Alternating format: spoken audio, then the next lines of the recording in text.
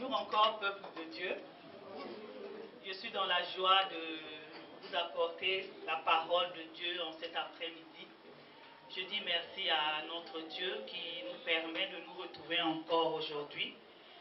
Merci à son serviteur, l'homme de Dieu, le docteur Pasteur Henri, pour la programmation. Et nous allons sans tarder, bien aimés, partager un texte, celui qui se trouve dans Jean, chapitre 12, les versets 1 à 2. Avant de lire le texte, pendant que notre sœur, notre bien-aimée qui va faire la lecture pour nous aujourd'hui, va lire le texte, je vais vous donner le thème de notre message de cet après-midi. Le thème est « Dieu se souvient toujours ». Tel est le thème que nous allons partager en cet après-midi. Lisons donc la parole de Dieu dans Jean, l'évangile de Jean au chapitre 12, les versets 1 et 2. Évangile de Jean, chapitre 12, versets 1 à 2. 6 jours avant la Pâque, Jésus arriva à Béthanie, où était Lazare, qu'il avait ressuscité des morts. Là, on lui fit un souper, Marthe servait, et Lazare était un de ceux qui se trouvaient à table avec lui. Amen. Amen. Bien-aimé dans le Seigneur, c'est moi qui me suis trompé le texte, excusez-moi. Celui que nous allons partager, c'est plutôt Jean chapitre 11, les versets 1 et 2. Autant pour moi. Jean chapitre 11, voilà, versets 1 à 2. Merci. Il y avait un homme malade, Lazare, de Béthanie, village de Marie et de Marthe, sa sœur.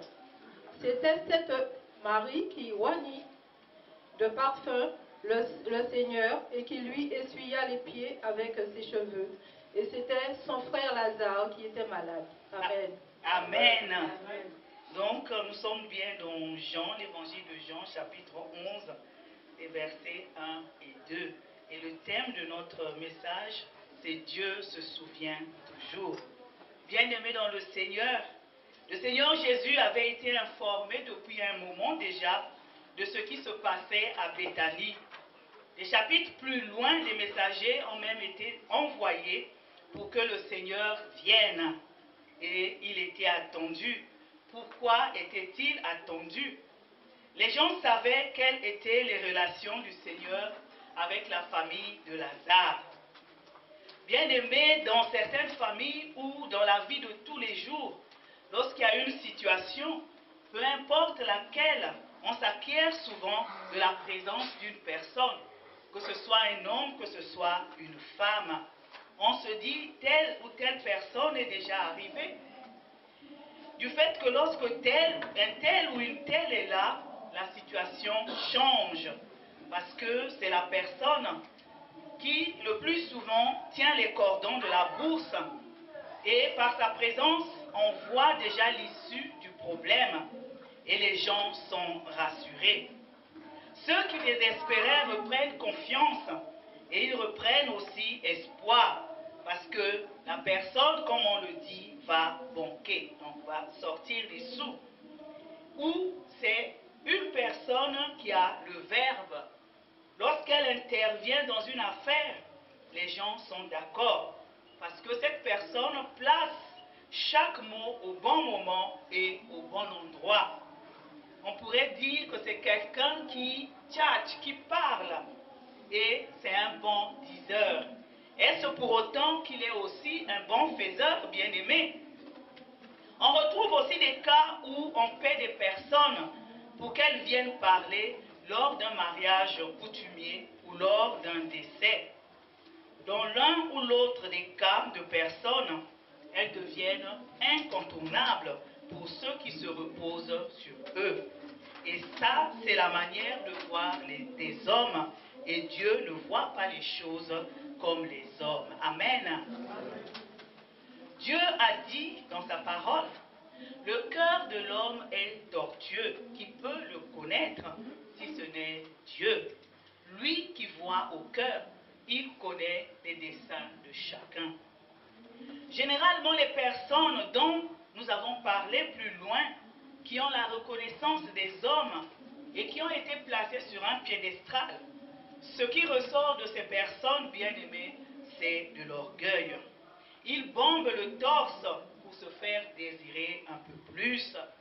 Ils peuvent trouver des prétextes juste pour entendre les gens dire « Si tu n'es pas là, on ne pourra pas s'en sortir ». De telles personnes sont toujours soucieuses de savoir ce que les gens pensent d'eux. Est-ce qu'ils ont toujours la cote? Est-ce que le bruit des acclamations est toujours aussi fort lorsqu'ils arrivent dans un endroit? Il en existe d'autres qui deviennent même malades lorsque ce n'est pas le cas. Que t'importe, bien-aimé? Toi, quelle est la reconnaissance? Quel est le regard que tu veux avoir sur toi? Celui des hommes ou celui de Dieu? En entendant toutes ces choses, bien-aimées, qui viennent d'être relatées, tu te dis dans ton cœur, ce sont les païens qui font de telles choses. Détrompe-toi, bien-aimé, parce que dans la maison de Dieu, on rencontre aussi malheureusement parfois de telles personnes, celles qui veulent prendre les autres en otage. Cela commence d'abord dans le cœur des personnes. Dans leur cœur, ils se disent, par ma position, vu ce que je gagne, je suis sûr que c'est moi qui donne la plus grosse offrande, c'est moi qui donne la plus grosse dîme, mais comme on ne me voit pas, je vais faire une offrande publique. Là, on va me voir et j'aurai de la reconnaissance.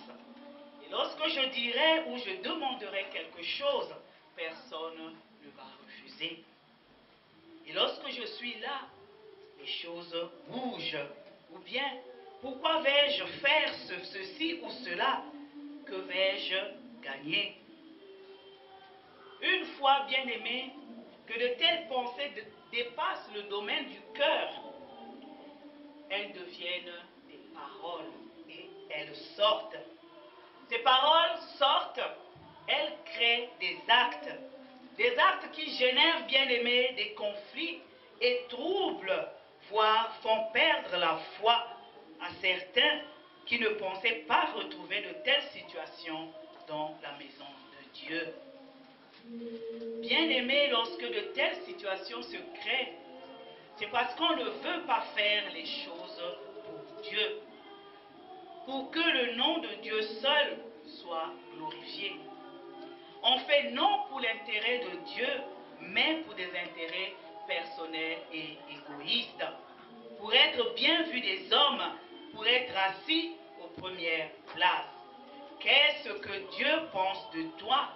Quel regard a-t-il sur toi? Dieu nous demande d'apporter dans sa maison nos trésors, dans sa maison nos trésors, nos dîmes, nos offrandes. Mais avec quel cœur apportes-tu cela? Avec des murmures, avec douleur, parce que tu n'en vois pas l'utilité. Tu n'en as pas compris l'importance. Tu te dis que c'est encore pour enrichir les serviteurs de Dieu. Vous voyez ce que je vois, c'est avec notre argent. Si je n'avais pas donné tant, il n'y aurait pas ceci, il n'y aurait pas cela dans la maison de Dieu. Dieu dit dans sa parole que si vous ne me louez pas, je susciterai des pierres pour me louer.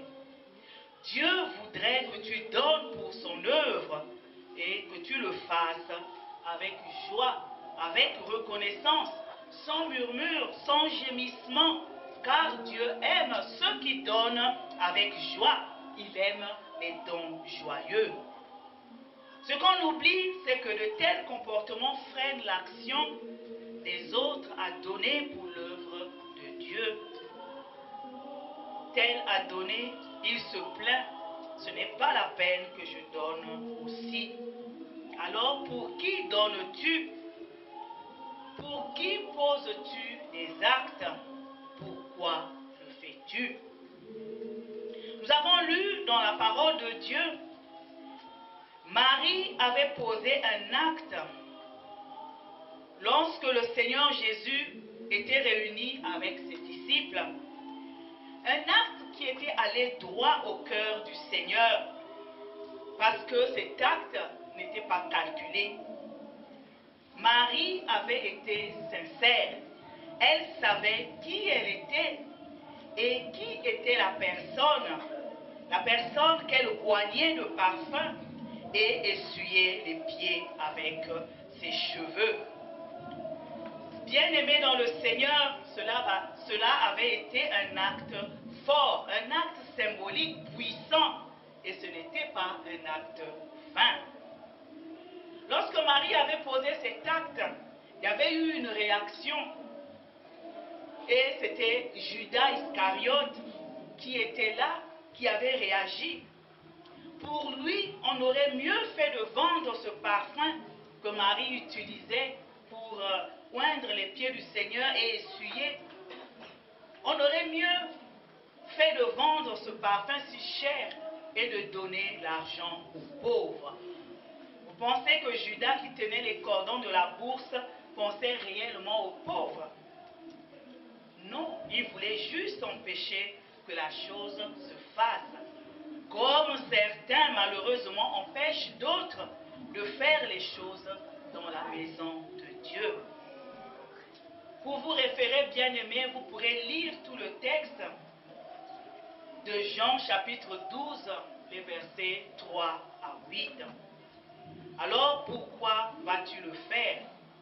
Pourquoi ne donnes-tu pas? Parce que tu te dis, est-ce que les gens vont être reconnaissants? Bien-aimé, selon les dispositions de son cœur, nous savons tous, bien-aimés, ce que Judas a fait et comment il a fini. L'acte de Marie n'a pas été vain. La preuve, le verset 2 que nous avons lu parle d'elle en rappelant ce qu'elle avait fait. L'acte que Marie avait posé ce jour-là a fait que le Seigneur se souvienne d'elle. Je vais encore relire le verset 2. On nous dit, c'était cette Marie qui oignit de parfum le Seigneur et qui lui essuya les pieds avec ses cheveux, et c'était son frère Lazare qui était malade. L'acte que Marie avait posé pour le Seigneur n'avait pas été vain. Jésus savait que dans la famille de Lazare, de Marie et Marthe, dans cette famille, on craignait Dieu. Et il savait que le nom de Dieu allait être glorifié. Peu importe le temps pris jusqu'au moment de son arrivée, peu importe ce que les gens qui avaient rempli cette concession pouvaient dire, nous savons tous que le nom de Dieu a été glorifié avec éclat, parce que Dieu connaît les siens. Amen.